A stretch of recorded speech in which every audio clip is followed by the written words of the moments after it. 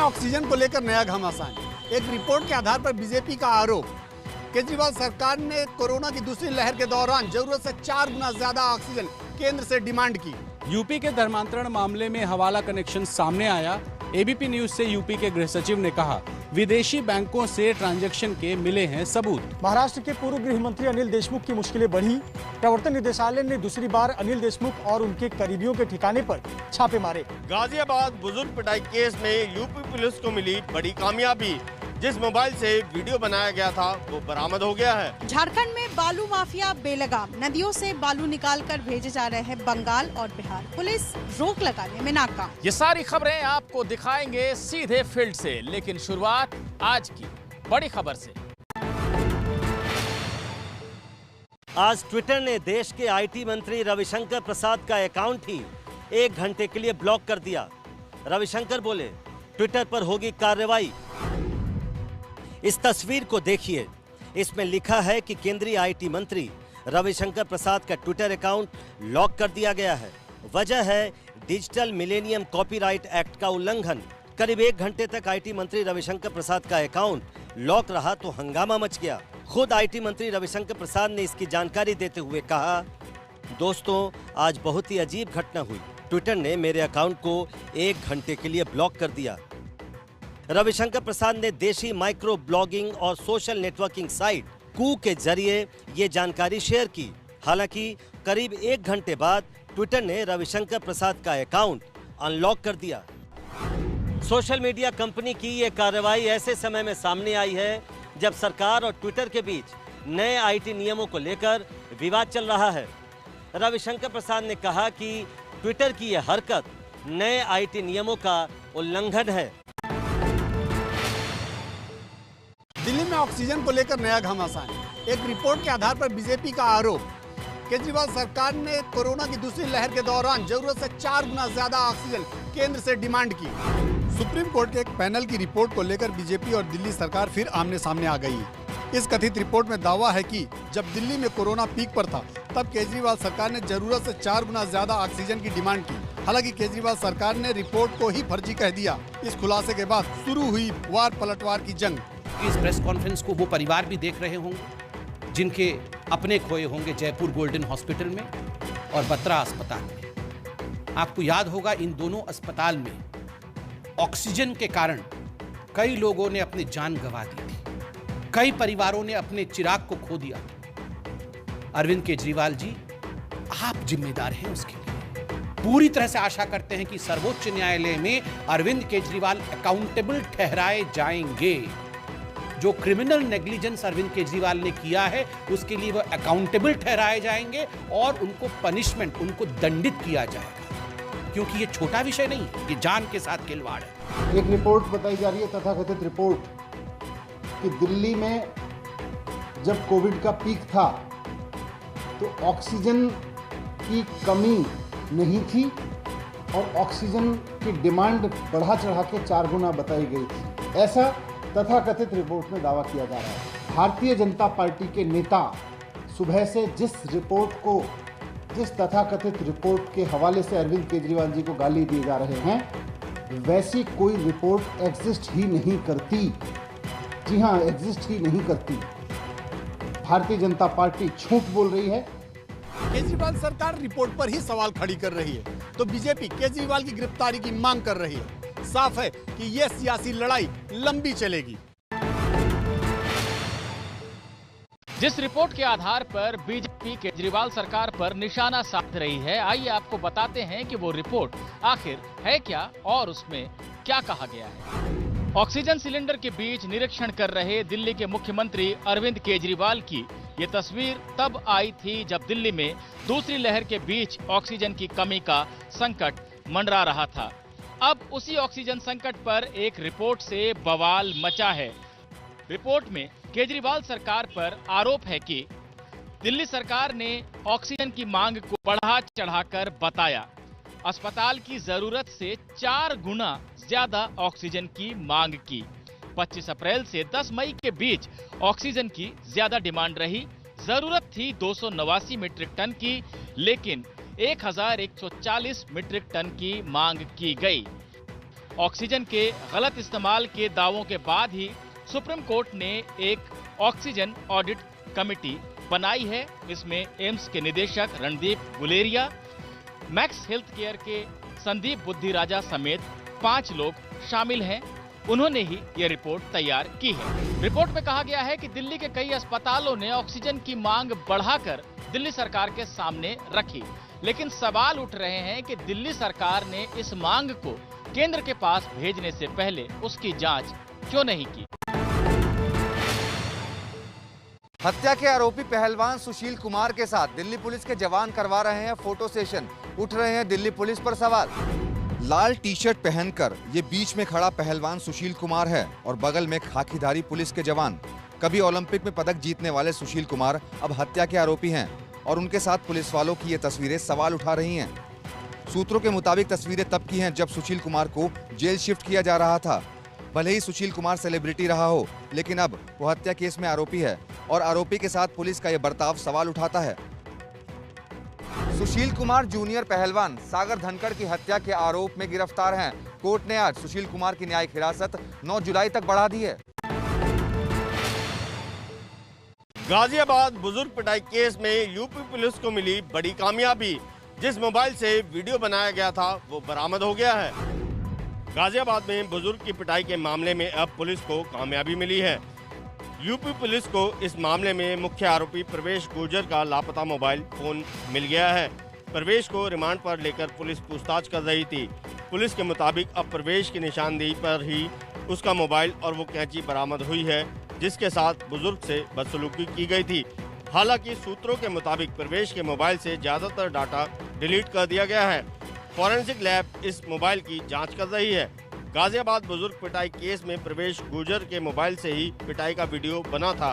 पहले video viral कर पूरे मामले को धार्मिक भेदभाव का रंग दिया गया। हालांकि पुलिस इस दावे को खारिज कर चुकी है। सोशल मीडिया पर वायरल हो रहे बुजुर्ग के साथ मारपीट व अभद्रता करने की घटना के मुख्य आरोपी प्रवेश गुर्जर को आज एक अन्य मुकदमे में पीसीआर पर लाया गया था। अभियुक्त की निशानदेही पर घटना में प्रयुक्त मोबाइल फोन, तमंचा व कैंची बरामद किया गया। आगे कार्रवाई की। जो वीडियो वायरल हुआ उसमें मारपीट के साथ कुछ हिंदू नारे भी सुनाई दिए गए थे। पुलिस के मुताबिक असली वीडियो से छेड़छाड़ की गई थी। अब मोबाइल मिलने के बाद दावे की हकीकत सामने आ सकती है। यूपी के धर्मांतरण मामले में हवाला कनेक्शन सामने आया। एबीपी न्यूज से यूपी के गृह सचिव ने कहा, विदेशी बैंकों से ट्रांजैक्शन के मिले हैं सबूत। यूपी में धर्म बदलने का जो गोरख धंधा सामने आया है उसमें हर रोज नए खुलासे हो रहे हैं। अब जांच एजेंसियों को इस रैकेट से जुड़े एक विदेशी बैंक से ट्रांजैक्शन के सबूत मिले हैं। एजेंसियां इन अकाउंट की जांच कर रही हैं। एक हवाला का पहलू भी जो है सामने उभर कर आ रहा है और उसमें भी खंगाला जा रहा है, बैंक अकाउंट्स को खंगाला जा रहा है। एक विदेशी बैंक का बैंक अकाउंट भी मिला है, उसमें भी काफ़ी मूवमेंट पैसे का हुआ है, उसको भी देखा जा रहा है। इस रैकेट ने कुछ मूक बधिर बच्चों के साथ साथ लगभग 1000 लोगों का अवैध तरीके से धर्म परिवर्तन कराया। अब इस बात की जांच की जा रही है कि जो बच्चे हैं उनको किस तरह की किताबें पढ़वाकर उनका धर्म परिवर्तन कराया जाता था। महाराष्ट्र के पूर्व गृह मंत्री अनिल देशमुख की मुश्किलें बढ़ी। प्रवर्तन निदेशालय ने दूसरी बार अनिल देशमुख और उनके करीबियों के ठिकाने पर छापे मारे। मुंबई में अनिल देशमुख के घर की तस्वीरें तब की हैं जब ईडी की टीम यहां छापेमारी करने पहुंची। ईडी की टीम जब छापेमारी कर रही थी तो अनिल देशमुख वर्ली वाले घर में कार में दिखाई दिए। उनके साथ ईडी के अधिकारी भी मौजूद थे। ईडी ने अनिल देशमुख और उनके करीबियों के 5 ठिकानों पर आज छापेमारी की। इसमें से 4 मुंबई में और 1 नागपुर में है। गौरतलब है कि मुंबई के पूर्व पुलिस कमिश्नर परमवीर सिंह ने अनिल देशमुख पर 100 करोड़ रुपए प्रति महीने वसूली के आरोप लगाए हैं। सूत्रों के मुताबिक पिछले महीने करीब 10 बड़े बार मालिकों ने कहा अनिल देशमुख को 4 करोड़ रुपए दिए थे। पूर्व मुंबई पुलिस कमिश्नर परमवीर सिंह के आरोपों के बाद अनिल देशमुख को महाराष्ट्र के गृह मंत्री पद की कुर्सी छोड़नी पड़ी थी। अपने ऊपर लगे आरोपों को अनिल देशमुख ने खारिज कर दिया है, लेकिन जांच में अनिल देशमुख पर शिकंजा कसता जा रहा है। पंजाब में खत्म नहीं हो रही है कांग्रेस पार्टी की लड़ाई। राज्यसभा सांसद शमशेर सिंह दूलो का सीएम अमरिंदर सिंह पर निशाना। बोले, पंजाब में सर्जिकल स्ट्राइक की जरूरत है। सूरत में कोर्ट की पेशी के बाद आज दिल्ली में राहुल गांधी ने एक बार फिर पंजाब के नेताओं से मुलाकात शुरू की। मकसद था पार्टी में कलह रोकना। लेकिन राहुल गांधी से मिलने के बाद राज्यसभा सांसद शमशेर सिंह दूलो बोले अमरिंदर सिंह के काम का तरीका सही नहीं, इसीलिए ऐसे हालात हैं। तो मुख्यमंत्री भी कई पार्टियां बदल के आए हुए हैं, अब कसूर होगा नहीं है। कसूर तो साडी लीडरशिप ਨੂੰ ਚਾਹੀਦਾ ਸੀ, ਜਿਹੜੇ ਕਿ ਕਾਂਗਰਸ ਦੇ ਵਿੱਚ ਕੰਮ ਕਰਦੇ ਨੇ ਉਹਨਾਂ ਨੂੰ ਤਰਜੀਹ ਦਿੱਤੀ ਜਾਵੇ। पंजाब में कांग्रेस टूट की कगार पर है। बार बार दिल्ली बुलाए जाने से नाराज कैप्टन अमरिंदर सिंह पार्टी को सीधे बगावत की धमकी दे चुके हैं। साफ है कांग्रेस की सुलह की कोशिश अभी बेअसर दिख रही है। अभिनेत्री पायल रोहतगी गिरफ्तार हुई। पायल पर अहमदाबाद के सोसाइटी के चेयरमैन को धमकी और गाली गलौज देने का आरोप लगा था। कई बार विवादों में आई बॉलीवुड एक्ट्रेस पायल रोहतगी को अहमदाबाद पुलिस ने आज सुबह गिरफ्तार कर लिया। पायल पर आरोप है कि उन्होंने सोसाइटी के चेयरमैन से विवाद होने के बाद सोशल मीडिया में अश्लील शब्दों का इस्तेमाल किया था। पायल पर सोसाइटी के चेयरमैन को जान से मारने की धमकी देने और सोसाइटी के लोगों से छोटी छोटी बातों पर झगड़े के भी आरोप लगे। हालांकि पायल के पति ने एबीपी न्यूज से यह सभी आरोपों को झूठा बताया। पायल रोहतगी पर इससे पहले भी उनके सोसाइटी के लोगों ने आरोप लगाया था, पर इस बार मामला जेल तक पहुंचा। पटना के बिहार बोर्ड ऑफिस में आज जोरदार हंगामा हुआ। 2019 के एसटीईटी परीक्षा के रिजल्ट में धांधली का विवाद थमने का नाम नहीं ले रहा और इसी से गुस्साए छात्रों ने बिहार बोर्ड ऑफिस में जबरन घुसकर हंगामा किया, नारेबाजी की।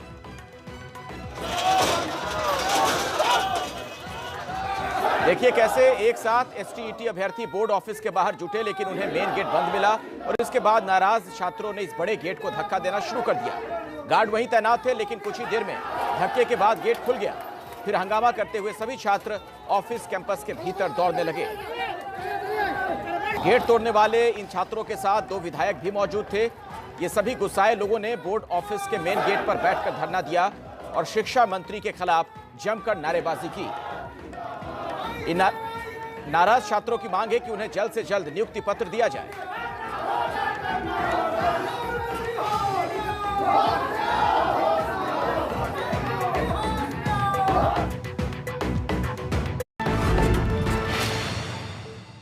झारखंड में बालू माफिया बेलगाम, नदियों से बालू निकालकर भेजे जा रहे हैं बंगाल और बिहार। पुलिस रोक लगाने में नाकाम। नदी से बालू निकाले जा रहे हैं। बड़ी बड़ी जेसीबी मशीनें लगी हुई हैं और नदी से बालू निकालकर ट्रक और ट्रैक्टर पर लोड किए जा रहे हैं। तस्वीरें झारखंड के दुमका की है। स्थानीय लोगों के मुताबिक बालू माफिया बेखौफ होकर अवैध खनन के कारोबार में जुटे हुए हैं। स्थानीय प्रशासन इन सबसे बेखबर है। 100 से 150 ट्रक बालू रोज नदियों से निकालकर पड़ोसी राज्यों के बाजार में बेचे जा रहे हैं। हालांकि स्थानीय लोगों की शिकायत पर पिछले दिनों पुलिस ने कार्रवाई की और कई मशीनों को जब्त किया। झारखंड में अवैध खनन का ये खेल तब हो रहा है जब एनजीटी ने राज्य में 15 अक्टूबर तक खनन पर रोक लगा रखी है।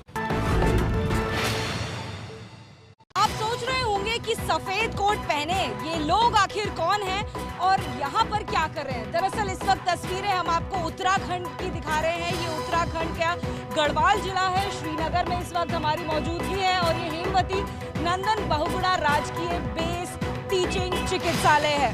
चिकित्सालय के बाहर ये तमाम लोग जो आपको दिखाई दे रहे हैं सफेद कोट पहने हुए, दरअसल ये सभी इंटर्न्स हैं और इंटर्न्स इसलिए प्रदर्शन कर रहे हैं। ये मूक प्रदर्शन है इनका। इनकी डिमांड्स आप पढ़ सकते हैं कि क्या लिखा हुआ है, इंक्रीज स्टाइपेंड। दरअसल इनके अनुसार जो इनको स्टाइपेंड दिया जाता है वो प्रतिदिन का केवल 250 रुपये है, जो कहीं ना कहीं गरिमा को उनकी कम करता है। ऐसे समय में ये सभी लोग कोविड के वॉर रूम में ड्यूटी कर रहे हैं। कोविड का ये दौर जहां कोई भी व्यक्ति कोविड के किसी भी मरीज के आसपास भटकने से भी घबराता है, वहां पर ये सभी लोग ड्यूटी कर रहे हैं और अब करीबन 1 हफ्ता हो चुका है जब से अपने स्टाइपेंड को लेकर लगातार प्रदर्शन कर रहे हैं। रोज 500 से 600 लोगों को हम वैक्सीनेट करते हैं।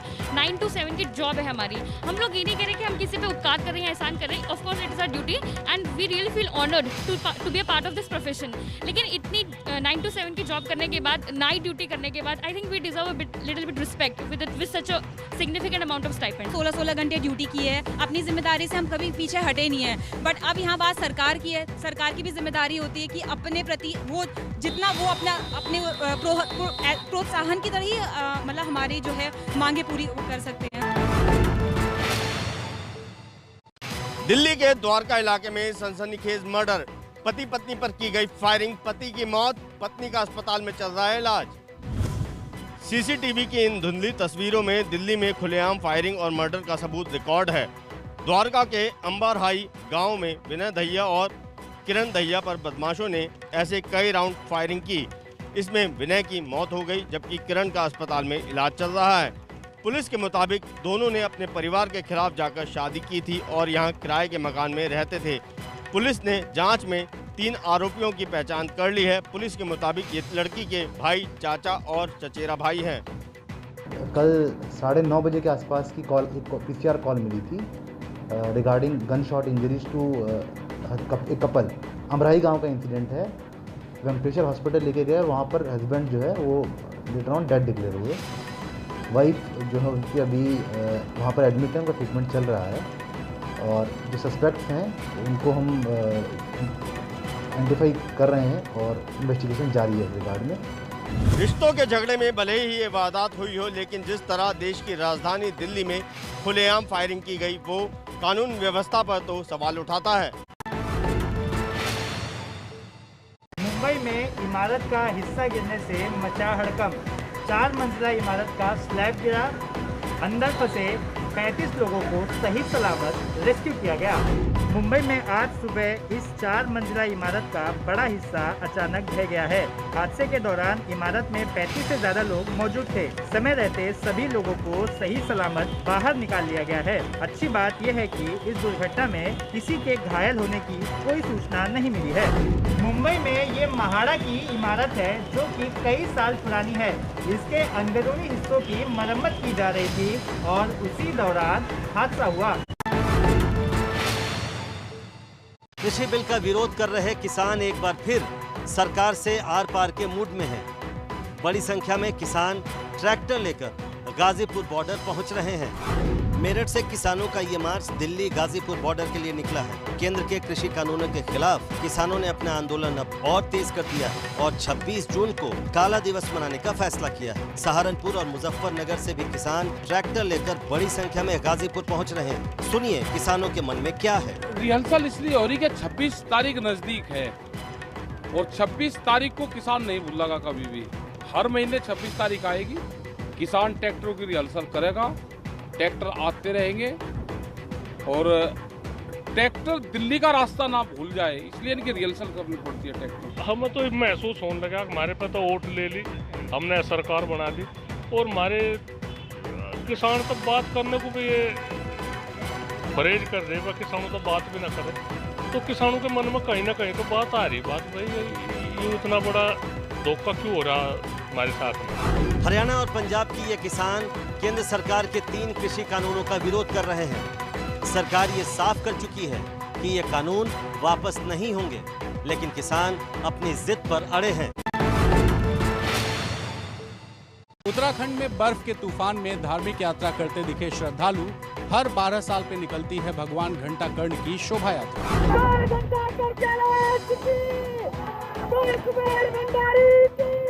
तस्वीरों को देखकर आप अंदाजा लगा सकते हैं कि किस कदर बर्फीली हवा चल रही है और उसके बीच भक्त यात्रा पर निकले हुए हैं। ये तस्वीरें भगवान घंटाकर्ण देवरा यात्रा की हैं। पांडुकेश्वर गांव के लोग भारी बर्फ में नंगे पांव यात्रा कर रहे हैं। भगवान के इस यात्रा में 50 से अधिक श्रद्धालु मौजूद हैं, जो भगवान बद्री विशाल और घंटाकर्ण के जयकारे के साथ 5 दिनों से लगातार आगे बढ़ते जा रहे हैं।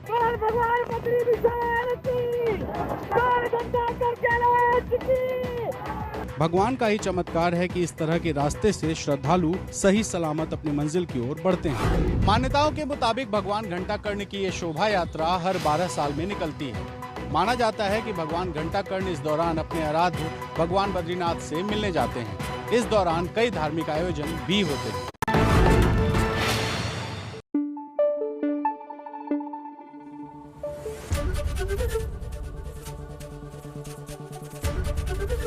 एबीपी न्यूज आपको रखे आगे।